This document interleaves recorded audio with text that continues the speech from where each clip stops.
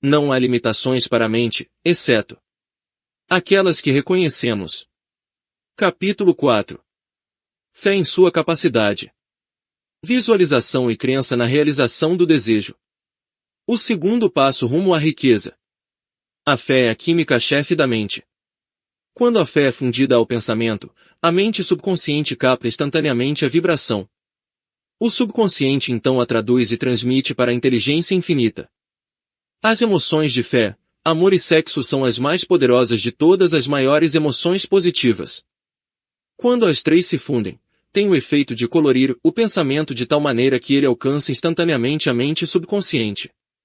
Lá, ele é modificado para uma forma que induz uma resposta da inteligência infinita. Comentário. No parágrafo anterior, Napoleão Hill usa dois termos, fé e inteligência infinita, ambos passíveis de transmitir ao leitor uma conotação religiosa que Hill não pretendeu. A seguir, as definições do significado das palavras como Hill as usa no capítulo. No uso moderno, a palavra fé se tornou quase intercambiável com crença religiosa, e não é assim que Hill utiliza a palavra. Fé, como é usada aqui, significa ter confiança, acreditar, ter uma crença inabalável em que você é capaz de fazer alguma coisa. E para ter fé em você mesmo, como Hill diz, ela tem que ser verdadeira em um nível subconsciente. Se você tem uma dúvida persistente lá no fundo, ou se está apenas fingindo que acredita, não vai funcionar, porque seu subconsciente vai conhecer suas dúvidas. A menos que tenha total e absoluta confiança, a menos que esteja convencido sem nenhuma questão, você não tem fé.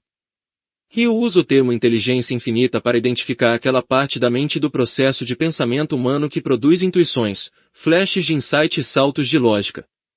O conceito de Hill tem semelhanças com o que o psicólogo Carl Jung chamou de inconsciente coletivo, e, em outro nível, é muito próximo do que os psicólogos contemporâneos chamam de funcionar em estado de fluxo. A inteligência infinita é discutida mais profundamente nos capítulos posteriores. Hill também usa outro termo, mente subconsciente, que deve ser comentado antes de o leitor prosseguir com a leitura deste capítulo. Embora existam diferentes escolas de pensamento, de maneira geral, a psicologia moderna se desenvolveu a partir do trabalho pioneiro de Sigmund Freud e Carl Jung. Eles acreditavam que a mente humana opera em nível consciente e inconsciente, mas discordavam sobre o papel que o subconsciente desempenha e como influencia a atitude e a ação. Por suas próprias pesquisas e estudos, Napoleão Hill desenvolveu uma teoria de consciente e subconsciente que é mais próxima da visão junguiana. Segue uma breve descrição da base do ponto de vista de Hill. Mente consciente recebe informação pelos 5 sentidos: visão, olfato, paladar, audição e tato. A mente consciente observa aquilo de que você precisa para pensar e funcionar e filtra o que não é necessário. Sua mente consciente, e o que a memória retém, é a inteligência com que você normalmente pensa, raciocina e planeja. Mente subconsciente tem acesso à mesma informação que a mente consciente, mas não raciocina como ela. Ela toma tudo literalmente. Não faz julgamentos de valor. Não filtra e não esquece. Você não pode ordenar que sua mente consciente acesse a mente subconsciente. Porém, sob certas circunstâncias, todos aqueles fatos e ideias esquecidos que estão sempre lá no subconsciente podem, se estiverem firmemente enraizados, influenciar suas atitudes e ações conscientes. Como desenvolver fé? A seguinte declaração é muito importante para a compreensão da importância da autossugestão na transmutação do desejo em seu equivalente físico ou monetário. Fé é um estado mental que pode ser induzido ou criado por afirmação ou instruções repetidas para a mente, por meio do princípio de autossugestão. A repetição de afirmações é como dar ordens à mente subconsciente, e é o único método conhecido de desenvolvimento voluntário da emoção da fé, crença absoluta de que você pode fazer alguma coisa. Como um exemplo, pense em por que você está lendo este livro.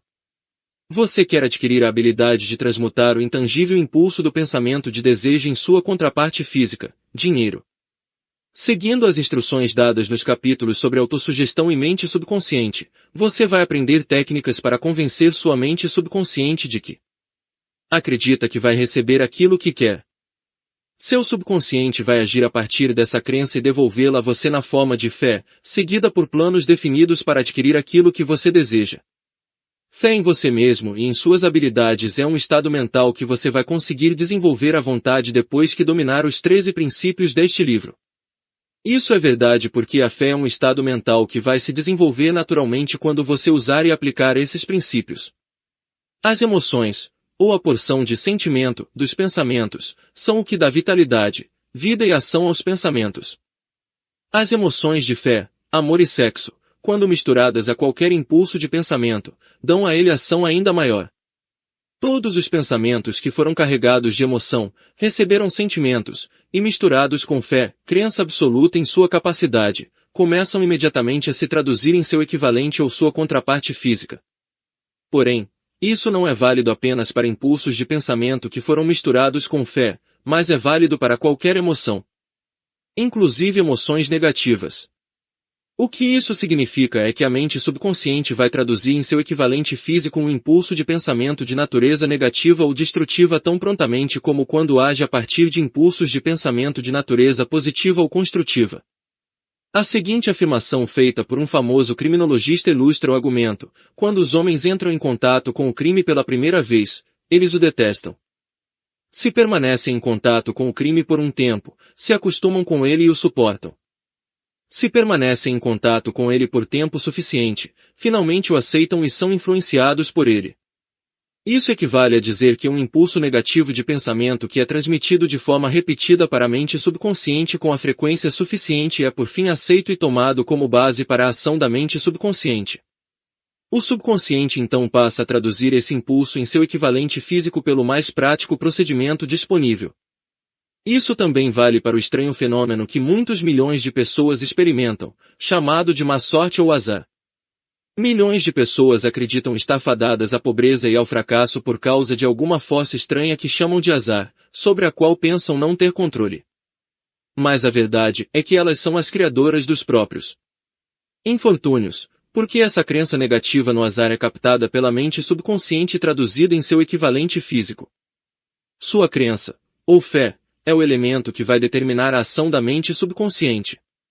Mais uma vez, quero ressaltar que você se beneficia transmitindo para sua mente subconsciente qualquer desejo que queira ver traduzido em seu equivalente físico ou monetário, em um estado de esperança ou crença de que a transmutação vai realmente acontecer. A mente subconsciente vai transmutar em seu equivalente físico, pelo método mais direto e prático disponível, qualquer ordem dada a ela em um estado de crença ou fé de que a ordem será cumprida. Nesse ponto, deve ser apontado também que, por causa da forma como o subconsciente opera, nada o impede de enganar sua mente subconsciente dando a ela instruções por meio da autossugestão. Foi isso que eu fiz quando enganei a mente subconsciente do meu filho. Para tornar essa trapaça mais realista, quando se dirige à mente subconsciente, você deve se comportar como agiria se já estivesse de posse do bem material que está querendo. Comentário. É um axioma da teoria contemporânea da motivação que a mente subconsciente não sabe distinguir entre o que é real e o que é vividamente imaginado. Um dos estudos mais frequentemente citados para apoiar esse conceito foi realizado com um grupo de jogadores de basquete. Os jogadores foram divididos em 3 equipes, e os jogadores de cada equipe foram testados em sua habilidade de fazer arremessos livres. As equipes foram então separadas por um tempo e cada uma recebeu instruções que, disseram a elas, melhoraria suas habilidades. Uma equipe foi orientada a treinar diariamente para fazer cestas. A segunda equipe foi instruída para não treinar durante esse tempo nem pensar em basquete. A terceira equipe também foi instruída a não treinar durante esse tempo, mas os membros foram aconselhados a passar o tempo de treino diário visualizando em detalhe o processo de fazer cestas. No fim do experimento, os grupos foram testados novamente. A equipe que descansou teve uma diminuição de habilidade. A equipe que treinou mostrou um aumento marcante na habilidade. E a equipe que não treinou, mas visualizou o processo de fazer cestas, exibiu um aumento na habilidade quase igual àquele dos que praticaram diariamente. Como diz Hill, você pode enganar o subconsciente pela autossugestão. Se você planta uma ideia de maneira convincente no seu subconsciente, ele vai aceitar e trabalhar com a ideia como se fosse um fato. Mas a palavra-chave é convincente.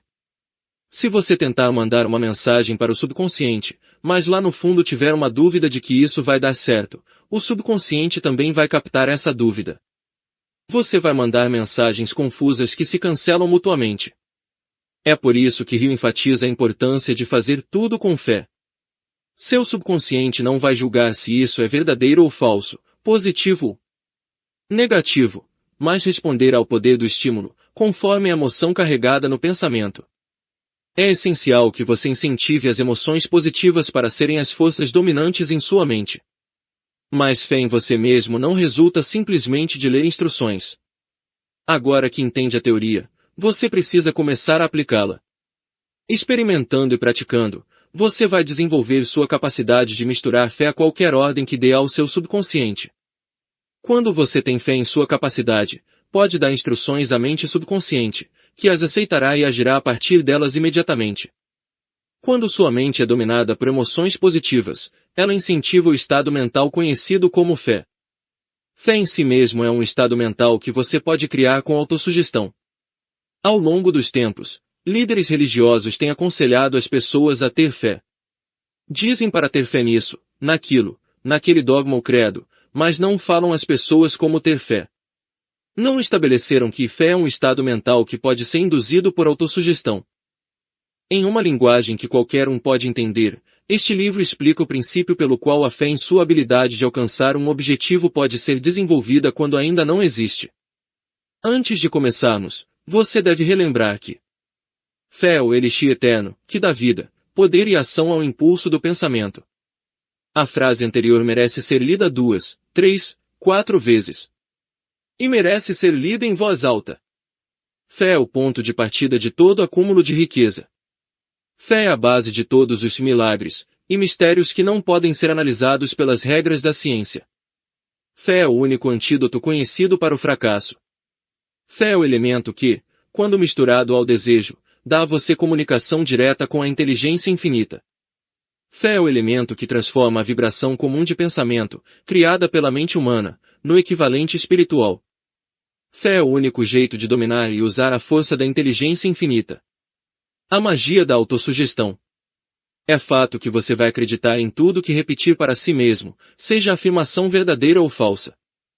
Se você repetir uma mentira muitas vezes, com o tempo vai aceitar a mentira como verdade. Mais ainda, vai acreditar que ela é a verdade. Você é o que é por causa dos pensamentos dominantes que permite que ocupem sua mente. Pensamentos que você coloca deliberadamente na sua cabeça, que incentiva com simpatia e aos quais mistura uma ou mais emoções constituem as forças motivadoras que dirigem e controlam cada um de seus movimentos, ações e feitos.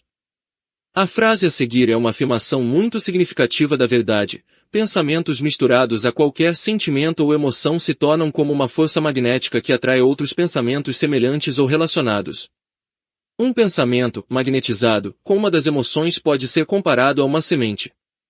Quando plantado em solo fértil, ele germina, cresce e se multiplica muitas e muitas vezes. O que originalmente era uma pequena semente se torna incontáveis milhões de sementes do mesmo tipo. A mente humana atrai constantemente vibrações que estão em sintonia com o que domina a mente. Qualquer pensamento, ideia, plano ou propósito que você tem em mente atrai uma horda de parentes. Junte a esses parentes sua própria força, e o pensamento cresce até se tornar o principal motivador da pessoa em cuja mente está abrigado. Agora vamos voltar ao ponto de partida. Como a semente original de uma ideia, plano ou propósito pode ser plantada na mente? A resposta: qualquer ideia, plano ou propósito pode ser colocado na mente por meio da repetição de pensamento.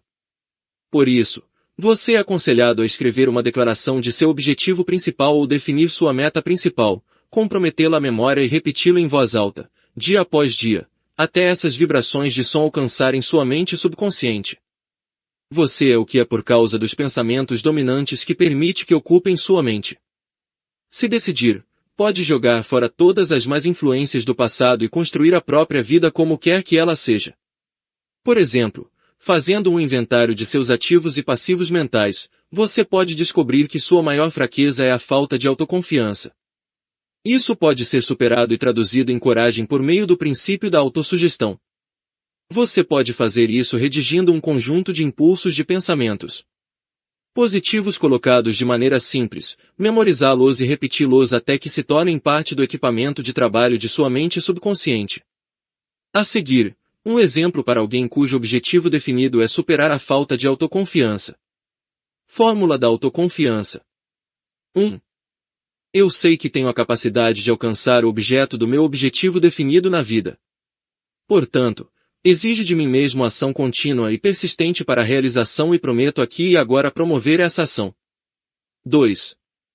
Eu entendo que os pensamentos dominantes de minha mente com o tempo vão se reproduzir em ação física externa e aos poucos se transformar em realidade física. Portanto, vou concentrar meus pensamentos por 30 minutos todos os dias, visualizando a pessoa que pretendo me tornar. Dessa maneira, vou criar na minha mente uma imagem mental clara. 3. Eu sei, pelo princípio da autossugestão, que qualquer desejo que eu mantiver de forma persistente em minha mente com o tempo vai encontrar meios práticos de alcançar meu objetivo. Portanto, vou dedicar 30 minutos diários a exigir de mim mesmo o desenvolvimento da autoconfiança. 4. Eu escrevi claramente uma descrição do meu principal objetivo definido na vida e nunca vou parar de tentar até ter desenvolvido autoconfiança suficiente para sua realização. 5. Eu percebo plenamente que nenhuma riqueza ou posição pode durar, a menos que construída sobre verdade e justiça.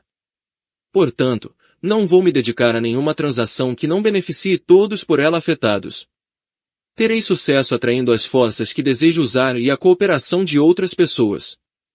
Convencerei outros a me ajudar por causa da minha disponibilidade para ajudar os outros.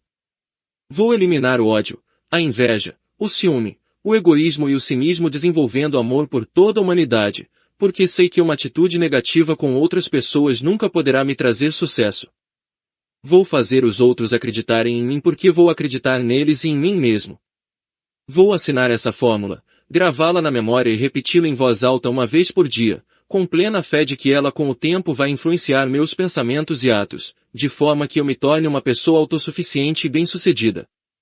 Por trás dessa fórmula há uma lei da natureza que os psicólogos chamam de autossugestão. É uma técnica comprovada que vai trabalhar pelo seu sucesso, se for usada de maneira construtiva. Por outro lado, se for usada de forma destrutiva, destruirá com a mesma prontidão.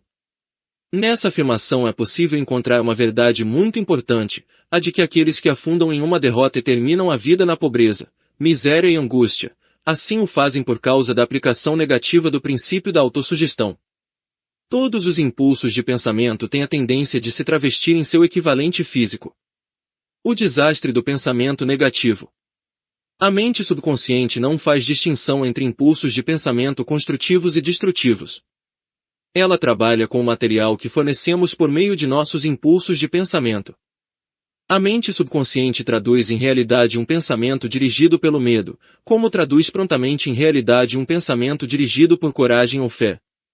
Assim como faz girar as rodas da indústria e presta um serviço útil se for usada de maneira construtiva, a eletricidade destrói a vida se usada de forma errada.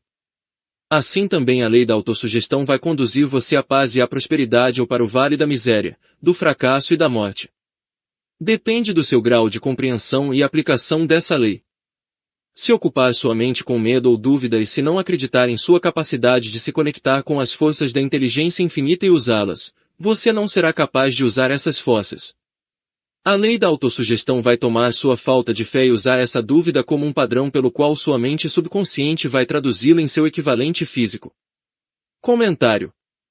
Quando você tem fé em sua capacidade de realizar o que quer, isso não só planta com firmeza ideias em seu subconsciente, como depois funciona para se reforçar.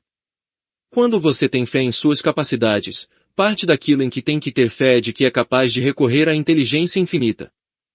E por você ter fé em que isso vai dar certo, sua mente consciente não vai resistir. Quando sua consciência não resiste, a mente subconsciente pode mandar ideias criativas para a mente consciente com mais facilidade. Então, quanto mais você vir o poder trabalhando em sua vida, mais fácil vai ser agir com fé na próxima vez. Vai funcionar para você. Não dá para saber, a menos que você relaxe sua resistência e tenha fé de que vai. Como o vento que leva um navio para o leste e outro para o oeste, a lei da autossugestão vai erguer ou puxar para baixo, de acordo com a maneira como você posiciona as velas do seu pensamento. A lei da autossugestão, pela qual qualquer pessoa pode chegar a alturas de realização que desafiam a imaginação, é bem descrita no verso a seguir. Observe as palavras que foram enfatizadas e você vai captar o significado profundo que o poeta tinha em mente. Se você pensa que está derrotado, você está. Se você pensa que não ousa, você não ousa. Se você gosta de vencer, mas pensa que não consegue, é quase certo que não vai conseguir. Se você pensa que vai perder, está perdido, porque lá fora no mundo descobrimos que o sucesso começa com a vontade do homem, tudo está no estado mental. Se você pensa que está superado, está. Você tem que pensar alto para subir, você tem que estar seguro de si antes de poder ganhar um prêmio. As batalhas da vida nem sempre vão para o homem mais forte ou mais rápido, mas, cedo ou tarde, o homem que vence é o homem que pensa em poder. Comentário. Como foi apontado no início deste capítulo, a maneira como Napoleão Hill usa a palavra fé não tem nenhuma conexão religiosa. Porém, seria impossível Hill escrever este capítulo sem reconhecer o poder da fé religiosa. Portanto, nos 2 parágrafos seguintes, quando Hill discute Jesus Cristo e Mahatma Gandhi para exemplificar o poder da fé, ele se refere à fé pessoal de ambos, a absoluta confiança em suas crenças exibida por Jesus e a total convicção e confiança de Gandhi em sua causa. Nesse sentido, eles exemplificam perfeitamente o impulso de pensamento misturado à fé. Se você quer evidência do poder da fé, estude as realizações de homens e mulheres que a empregaram. No topo da lista está o Nazareno. A base do cristianismo é a fé, por mais que muita gente tenha pervertido ou interpretado mal o significado dessa grande força. A soma e a substância dos ensinamentos e das realizações de Cristo que podem ter sido interpretadas como milagres, não eram nada mais ou menos que fé. Se existem tais fenômenos chamados de milagres, eles são produzidos apenas pelo estado mental conhecido como fé. Considere Mahatma Gandhi da Índia, um dos mais impressionantes exemplos das possibilidades da fé. Gandhi exibiu mais poder potencial que qualquer homem vivo em seu tempo. E ele tinha esse poder apesar de não desfrutar de nenhuma das ferramentas ortodoxas de poder, como dinheiro, navios de batalha, soldados e equipamentos de guerra. Gandhi não tinha dinheiro, não tinha casa, não tinha malas de roupas, mas tinha poder. Como obteve esse poder? Ele o criou a partir de sua compreensão do princípio da fé e por meio de sua capacidade de transplantar essa fé para a mente de 200 milhões de pessoas. Gandhi realizou a impressionante façanha de influenciar 200 milhões de mentes a se fundirem e se moverem em uníssono, como uma só mente. Que outra força na Terra, além da fé, seria capaz de tanto? Como uma ideia construiu uma fortuna. Comentário. Embora a história a seguir não seja exclusivamente sobre fé e não faça menção à autossugestão ou mente subconsciente, Napoleão Hill a incluiu neste ponto em todas as edições de Quem Pensa Enriquece. De fato, como diz Hill, essa história ilustra pelo menos 6 dos 13 princípios do sucesso. Mas a fé está no centro. Se a personagem central, Charles M. Schwab, não tivesse misturado sua grande ideia com uma fé inabalável e absoluta em que poderia colocá-la em prática, toda a história norte-americana dos negócios teria sido diferente. O evento escolhido para essa ilustração aconteceu em 1900, quando a United States Steel Corporation era formada. Enquanto estiver lendo a história, tenha em mente os seguintes fatos fundamentais e vai entender como ideias foram convertidas em enormes fortunas. Primeiro, a United States Steel Corporation nasceu na mente de Charles M. Schwab na forma de uma ideia que ele criou com sua imaginação. Segundo, ele misturou fé a essa ideia. Terceiro, ele formulou um plano para transportar sua ideia para a realidade física e financeira. Quarto, ele pôs seu plano em ação com seu famoso discurso no University Club. Quinto, ele se dedicou a seu plano com persistência e o amparou com decisão firme até ter sido totalmente realizado. Sexto, ele preparou o caminho para o sucesso com um desejo ardente por sucesso. Se você é uma dessas pessoas que sempre se perguntaram como as grandes fortunas se acumularam, a história da criação da United States Steel Corporation será esclarecedora. Se você tem alguma dúvida de que uma pessoa pode pensar em enriquecer, essa história vai dissipar essa dúvida. Você pode ver claramente na história da United States Steel a aplicação de uma grande porção dos princípios descritos neste livro. Essa impressionante descrição do poder de uma ideia foi contada de forma dramática por John Lowell no New York World Telegram e é por cortesia dele que ela é agora aqui publicada. Comentário. Para que o leitor moderno aprecie plenamente a matéria de jornal a seguir, é apropriado fornecer aqui alguma informação sobre a história de alguns personagens. Charles M. Schwab era o braço direito de Andrew Carnegie e presidente da Carnegie Steel Corporation. Andrew Carnegie era um rico e poderoso barão do aço cuja empresa controlava 25% da produção de ferro e aço dos Estados Unidos. J.P. Morgan era um rico e poderoso banqueiro de Wall Street cuja empresa havia financiado muitas das grandes indústrias norte-americanas no início do século XX.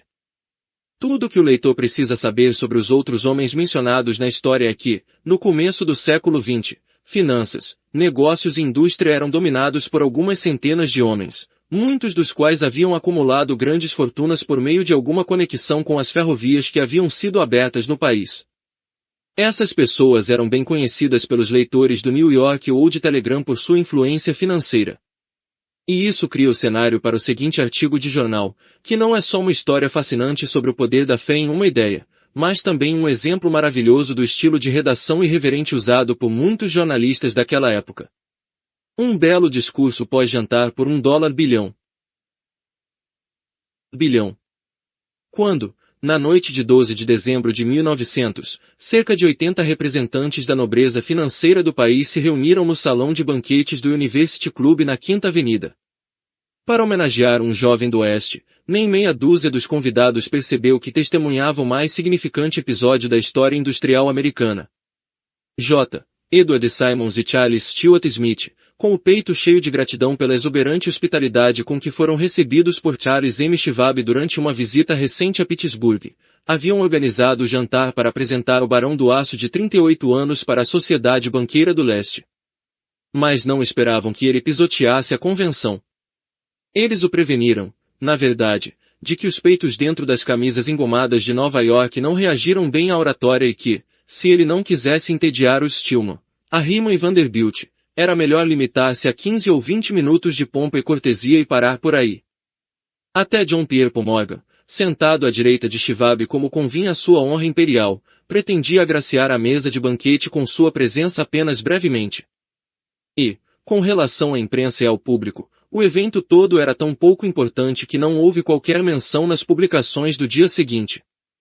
Assim, os dois anfitriões e seus distintos convidados comeram os habituais 7 ou 8 pratos. Houve pouca conversa, e a que houve foi contida. Poucos banqueiros e corretores conheciam Schwab, cuja carreira havia transbordado pelas margens do Monongahela, e ninguém o conhecia bem. Mas, antes de a noite acabar, eles e Morgan, o mestre do dinheiro, seriam surpreendidos, e um bebê de $1 bilhão, a United States Steel Corporation, seria concebido. Talvez seja um infortúnio para a história que nenhum registro do discurso de Charles Schwab no jantar tenha sido feito. É provável, porém, que tenha sido um discurso doméstico, sem atenção à gramática, porque as delicadezas da linguagem nunca despertaram o interesse de Schwab, cheio de epigramas e entremeado de humor. Mas, além disso, teve uma força e um efeito eletrizante sobre os $5 bilhões de capital estimado representado pelos presentes. Terminado o discurso e com os convidados ainda sob seu encanto, embora Schwab tenha falado durante 90 minutos, Morgan levou o orador para perto de uma janela afastada, onde, com as pernas balançando em um assento alto e desconfortável, eles conversaram por mais 1 hora. A magia da personalidade de Schwab havia sido lançada com toda a força, mas mais importante e duradouro foi o programa preciso e completo que ele havia exposto para o engrandecimento da Steel. Muitos outros homens haviam tentado convencer Morgan a criar um truste do aço semelhante aos padrões das combinações das indústrias de biscoito, arame e fios, açúcar, borracha, uísque, petróleo ou goma de mascar. Comentário. O dicionário Random House College define truste como uma combinação ilegal de empresas comerciais ou indústrias na qual os produtos são controlados por um conselho central de membros, tornando, assim, impossível o controle de preços e destruindo a concorrência. Muitas das novas indústrias norte-americanas cresceram tão depressa que ainda nem eram lucrativas. Ficaram sobrecarregadas com dívidas enormes contraídas no esforço de elevar o capital para financiar sua rápida expansão e, ao mesmo tempo, se viram diante da necessidade de cortar custos e baixar os preços ou encerrar as atividades. A resposta para muitas foi se juntar a outras do ramo e formar o que era chamado de truste ou combinação.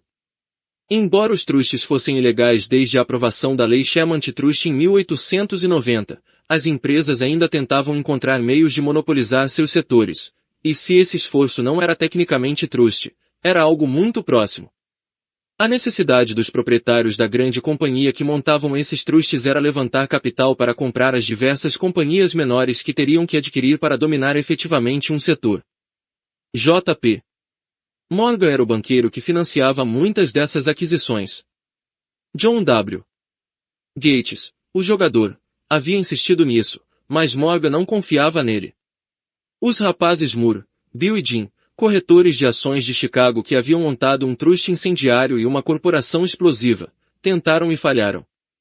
Albert H. Gehry, o advogado santarrão do país, quis promover a operação, mas não era grande o bastante para ser impressionante. Até a eloquência de Schwab levar J.P. Morgan à altura de onde ele poderia visualizar os sólidos resultados da mais arrojada aquisição financeira jamais concebida. O projeto era visto como um sonho delirante de malucos atrás de dinheiro fácil.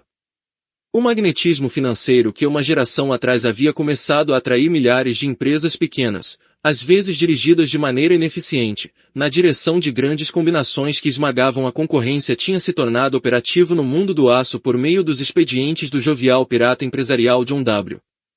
Gates.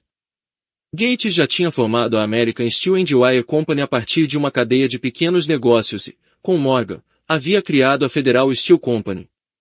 Mas, comparado ao gigantesco truste vertical de Andrew Carnegie, um truste que pertencia e era operado por 53 sócios, essas outras combinações eram insignificantes.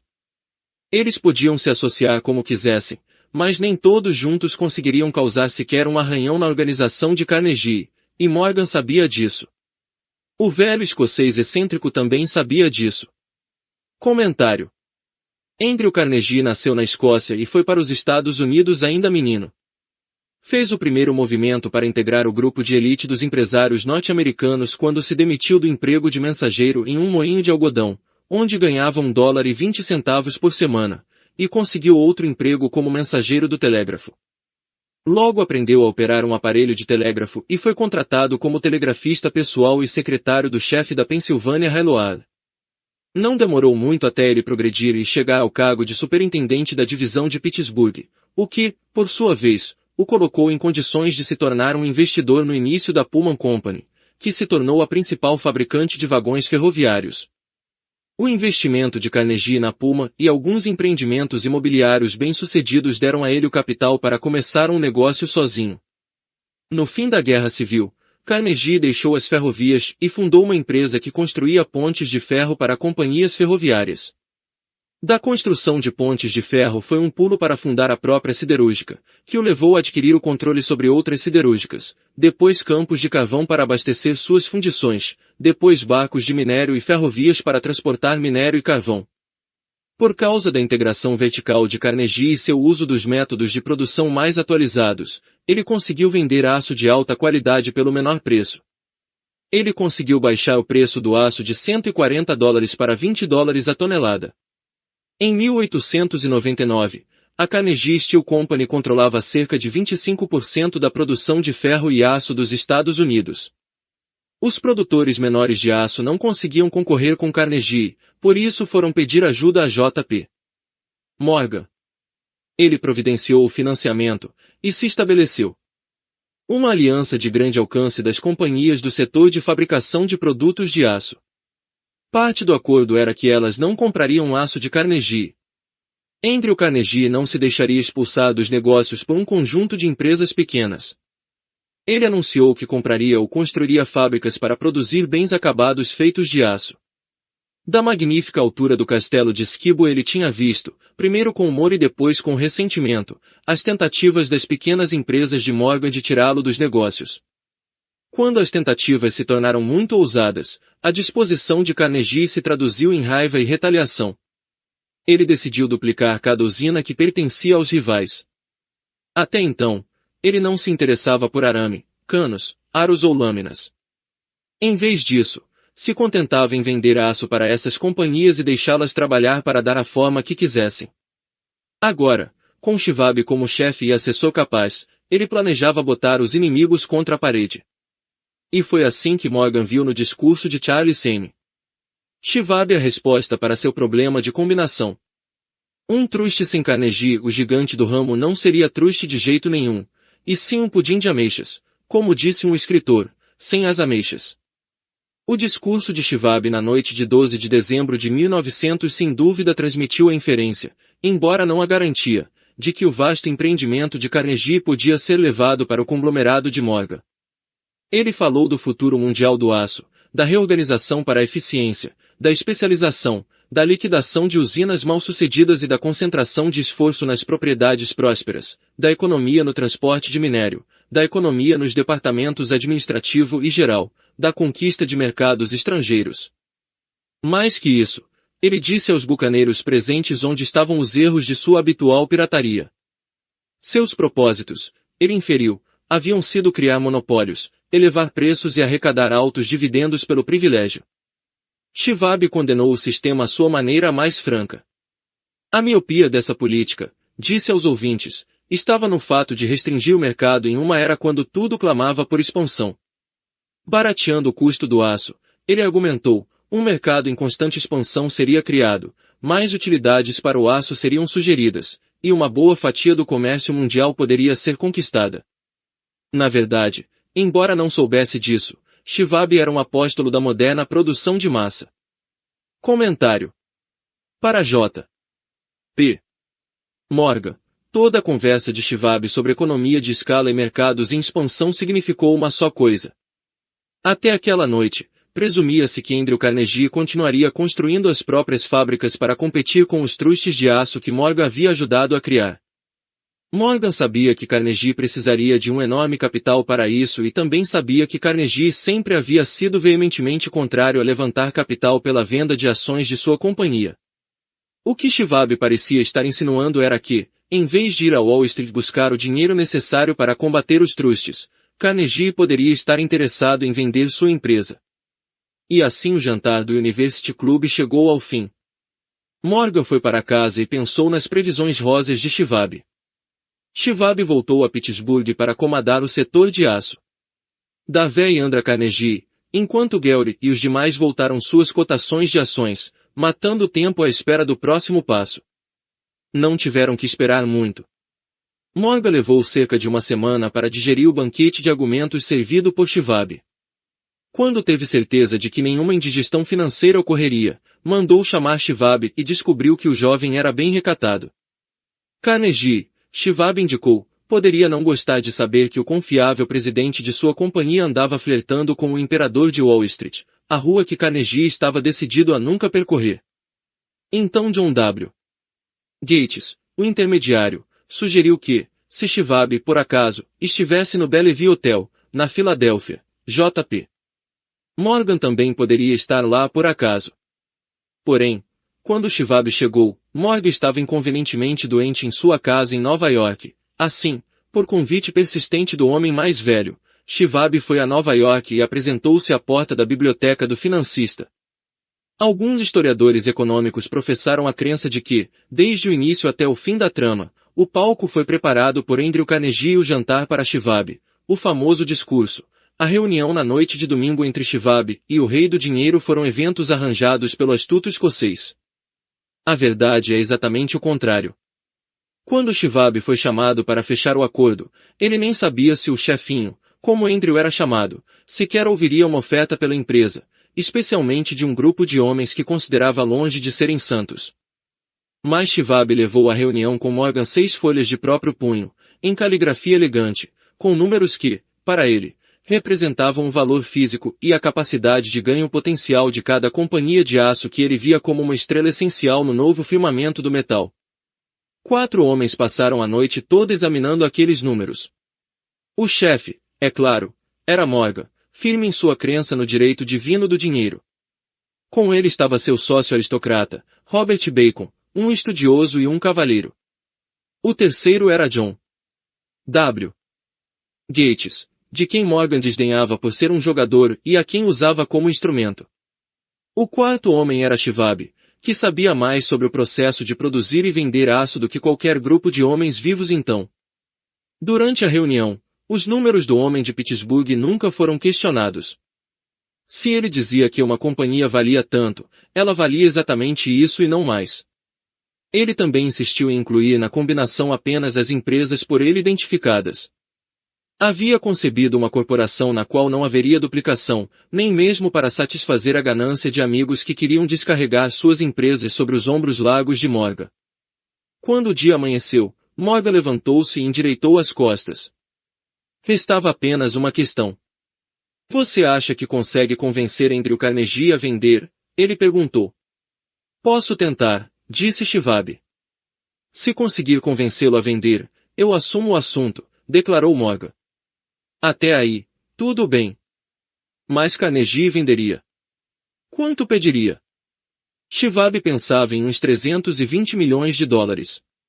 Como aceitaria receber? Ações comuns ou preferenciais? Títulos? Dinheiro. Ninguém poderia levantar $1/3 bilhão em dinheiro. Houve um jogo de golfe em janeiro no charco gelado dos campos de Center.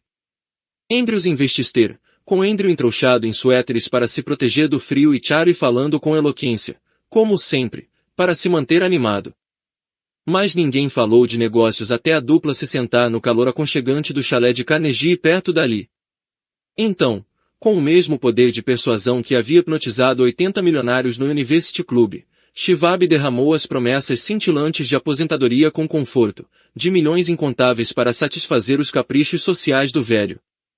Carnegie cedeu, anotou um valor em um pedaço de papel, entregou a Shivab e disse, muito bem, vendemos por essa quantia. O número era aproximadamente $400 milhões e resultou dos $320 milhões mencionados por Shivab como valor básico, aos quais foram acrescidos $80 milhões para representar o capital aumentado durante os 2 anos anteriores. Mais tarde, no convés de um transatlântico, o escocês disse a Morgan com tom triste, queria ter pedido mais $100 milhões. Se tivesse pedido, teria recebido, Morgan respondeu em tom jovial. Houve comoção, é claro. Um correspondente britânico reportou que o mundo estrangeiro do aço estava chocado com a gigantesca combinação. O presidente Adley, de Yale, declarou que, a menos que os trustes fossem regulamentados, o país poderia contar com um imperador em Washington nos próximos 25 anos.